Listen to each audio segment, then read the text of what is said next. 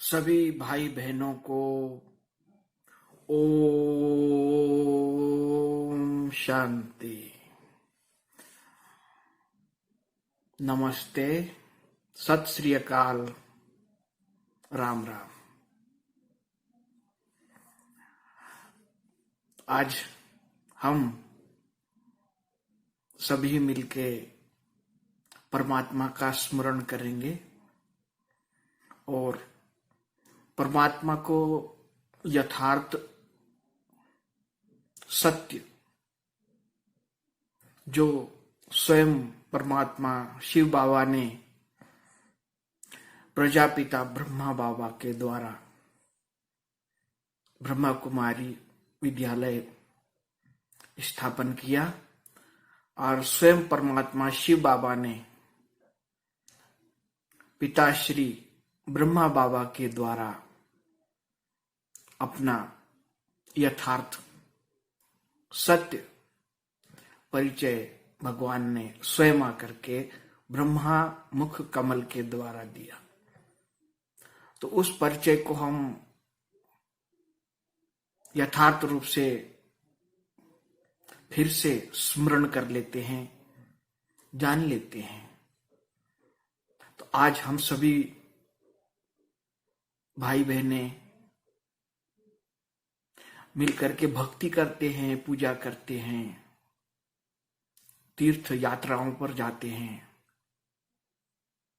अनेक प्रकार से भक्ति भी करते हैं, लेकिन भगवान के यथार्थ रूप को जानते नहीं हैं।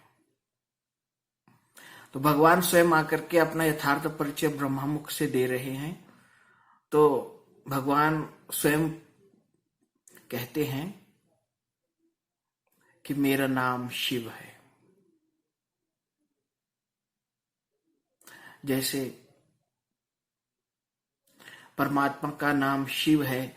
शिव यह संस्कृत शब्द है जिसका अर्थ है कल्याणकारी, सर्व का कल्याण करने वाले, सर्व का भला करने वाले, सर्व का मंगल करने वाले, ये उसका अर्थ है। नाम तो शिव है, सदाशिव, सदा सर्वदा सर्व का कल्याण करने वाले शिव। लेकिन उनका रूप कैसा है? जैसे हम सबका रूप है दैहिक रूप है, लेकिन परमात्मा का जो रूप है अति सूक्ष्म ज्योति बिंदु स्वरूप रूप में परमात्मा तारे मिसल ज्योति के बिंदु है।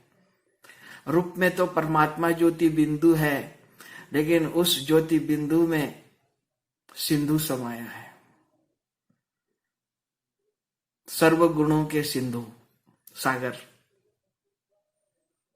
ज्ञान के सागर, आनंद के सागर, प्रेम के सागर, सुख के सागर, जो भी सर्व गुण है उन सर्व गुणों के सागर परमपिता परमात्मा शिव है। रूप में बिंदु और गुणों के सिंधु। जैसे सागर में भी पानी है और गागर में भी पानी है, लेकिन गागर में पानी कहां से आया?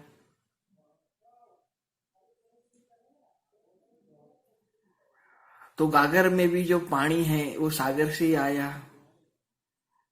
सागर के पानी की भाप बनी, ऊपर गई और उसके बादल बने और हम सब पर बरसे। तो परमात्मा सर्व गुणों के सागर है और मनुष्य गागर के समान है, अल्प है। कितना भी गुणवान, बुद्धिवान, विद्वान है, लेकिन जो भी बुद्धि है, ज्ञान है, गुण है, वो सब परमात्मा के ही दिए हुए है। तो परमात्मा सर्व गुणों के सागर है और मनुष्य एक गागर के समान है।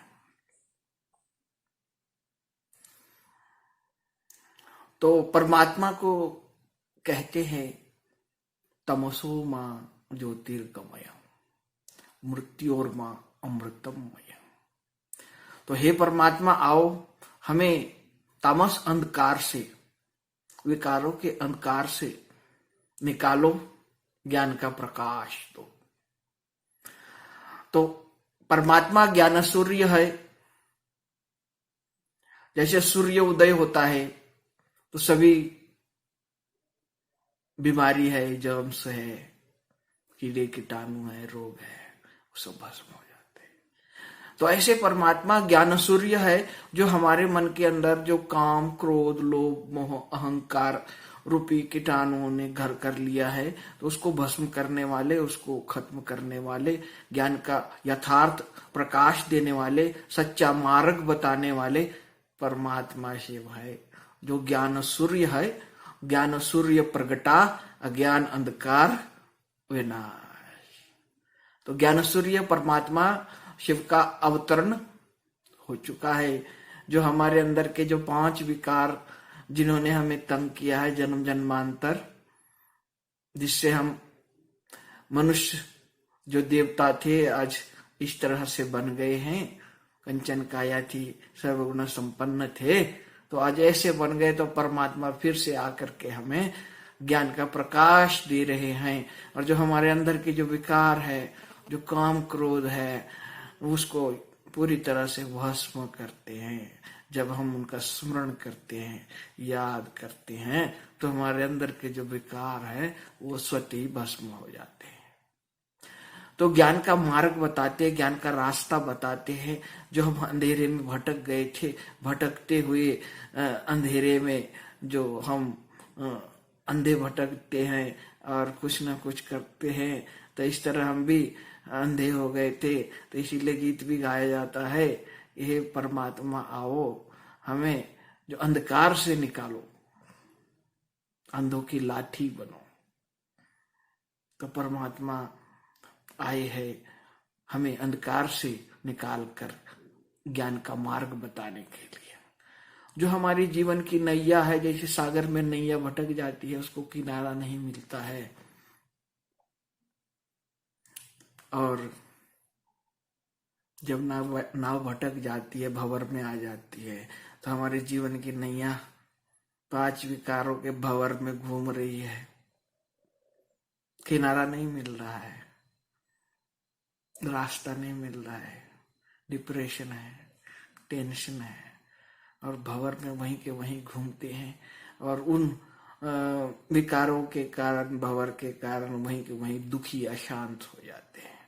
तो हमारी जीवन की नैया को सच्चा मार्ग बताने वाले, किनारे को ले जाने वाले जो खेवैया है, जो खेवनहार है, वो परमात्मा शिव बाबा, जो हमारी जीवन की नैया को कलयुगी भंवरों से, कलयुगी छोर से निकालते हैं और सतयुग, स्वर्णिम युग, गोल्डन एज में लेके जाते हैं। तो परमात्मा शिव बाबा जो आज मनुष्य कांटों जैसे बन गए, कांटे क्या करते हैं, एक दो को दुख देते हैं, काम क्रोध लोभ मोह अहंकार वश मनुष्य एक दो को दुख देते हैं। अस्त्र शस्त्र गोला बारूद जो कुछ भी कर्म करते हैं, या आज हम देख रहे हैं घर घर में दुख और अशांति है, ईर्ष्या द्वेष के कारण घर नरक बन गया है। तो मनुष्य कांटे जैसे बन गए। तो कांटे जैसे दुखदायी मनुष्यों को फूलों जैसा सुखदायी बनाते हैं। देवताएं फूल है जो सबको सुख देते हैं, और जो है देवताओं की मूर्तियां देखो कितनी मस्त मुस्कुराती है। देवी देवता लक्ष्मी नारायण राधे कृष्ण स्वतः ही हमारे को अपनी ओर आकर्षित करते हैं, तो क्योंकि वो फूल है। आज मनुष्य देखो काम और क्रोध के वश कितने बदसूरत लगते हैं, डरावने लगते हैं, डेविल लगते हैं। तो ऐसे कांटों जैसे डेविल मनुष्यों को भी फूलों जैसा देवी देवता सर्वगुण संपन्न 16 कला संपूर्ण बनाते हैं। नर को नारायण बनाते हैं, नर श्रेष्ठ करनी करे, जो नर बने नारायण, और नारी श्रेष्ठ करनी करे, जो नारी बने लक्ष्मी, तो नर को नारायण, नारी को लक्ष्मी बनाने के लिए परमात्मा धरती पर आए हैं। तो परमात्मा हमें देवी देवता बनाने के लिए आए हैं, क्योंकि अभी निकट महाविनाश के पश्चात भारत भूमि पर स्वर्ग आ रहा है। तो उस स्वर्ग में और कोई नहीं होगा।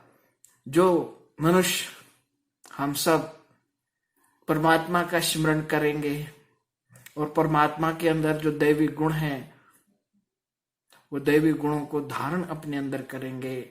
सर्वगुण संपन्न, 16 कला संपूर्ण, मर्यादा पुरुषोत्तम, अहिंसा परमो धर्म बनेंगे। वही मनुष्य, यही श्रेष्ठ करनी है जो परमात्मा के श्रीमत पर चलेंगे। तो ऐसी श्रेष्ठ करनी करेंगे, वही आने वाली सत्य की दुनिया में देवताओं के शरीर को धारण करेंगे। तो अभी परमात्मा जीवन मुक्ति का वर्षा देने आए हैं। मुक्ति, जीवन मुक्ति का वर्षा। विकारों से मुक्त हो जाओ, अपने मन को परमात्मा में लगाओ, तो स्वतः ही आपको आने वाली सत्य की दुनिया में देव पद मिलेगा। नर बनेगा नारायण और नारी बनेगी लक्ष्मी। वो देने वाले दाता है, ज्ञान के भंडार है, गुणों के भंडार है, सुखों के भंडार है। वो कभी किसी से कुछ लेते नहीं है। तो हम परमात्मा के ऊपर धन चढ़ाते हैं, दौलत चढ़ाते हैं, वो तो सब अल्पकाल का है।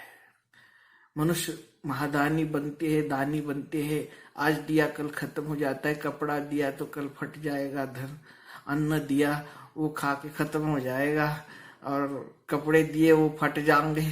लेकिन जो परमात्मा देते हैं जन्म जन्मांतर के लिए, जैसे हम बताते हैं 21 साड़ियां दी, तो साड़ियां नहीं बल्कि 21 जन्मों का वर्षा, 21 जन्मों की बादशाही। जो सतयुग में हमारे, सतयुग और त्रेता युग में हमारे 21 जन्म होंगे, तो 21 जन्म सुख शांति का वर्षा। एक जन्म नहीं, हमें लौकिक बाप से तो एक जन्म का ही वर्षा मिलता है, लेकिन अभी परमात्मा शिव बाबा आए हैं हमें 21 जन्मों का। आने वाले निकट महाविनाश के पश्चात भारत भूमि पर स्वर्ग आ रहा है, और वो स्वर्ग 21 जन्म चलेगा। सुख शांति का वर्षा भगवान देने के लिए आए हैं। क्या लेते? कुछ भी नहीं लेते हैं।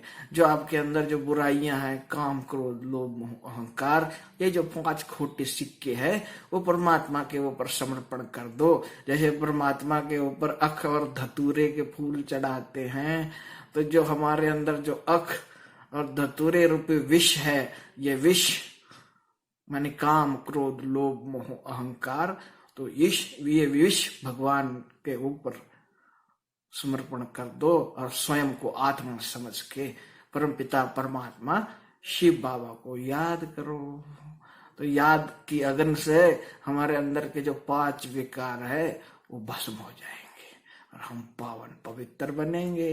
देवी गुण आएंगे और आने वाली सती की दुनिया में हम देवता बनेंगे। परमात्मा कालों के काल महाकाल है, जो हम सबको लेने के लिए आए। महाकालेश्वर का मंदिर है, तो महाकालेश्वर परमात्मा शिव बाबा कालों का काल महाकाल है। तो महाकाल भगवान शिव आए हैं। जैसे मार्कंडे ऋषि की कहानी बताते हैं, तो उनकी आयु जो थी वो 12 वर्ष की थी। कहते 12 वर्ष के बाद ये मर जाएगा। तो कहते कि वो बहुत शिव की भक्ति की। तो जब शिव की भक्ति की तो यमराज यमलोक से लेने आ गए।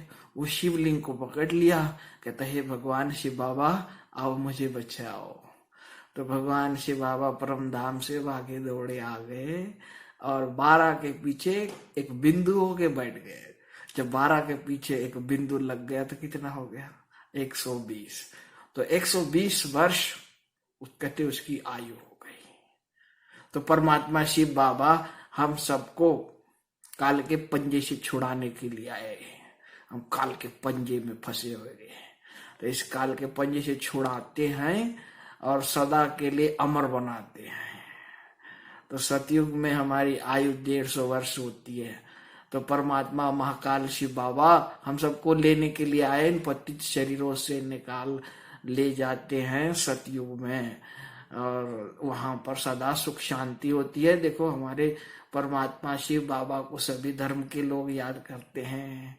महात्मा गुरु नानक जी कहते, एक ओंकार सतनाम करता पुरख, निर्भौ निर्वैर काल मूर्त, अजोनी सैफंग गुरु प्रसाद, जप आद सच जुगाद सच, है भी सच नानक होशी भी सच, बोले सो निहाल, सत श्री अकाल। तो अकाल मूर्त जो है एक ही परमात्मा शिव है, जो हमें काल के पंजे से छुड़ाते हैं और सदा के लिए अमर बनाते हैं। तो अमर कथा भी सुनाते हैं भगवान शिव बाबा। यही अमर कथा है कि अपने आप को आत्मा समझ उस निराकार भगवान शिव को याद करो, जो आप सदा के लिए अमर है। तो शरीर मरता, आत्मा मरती नहीं है।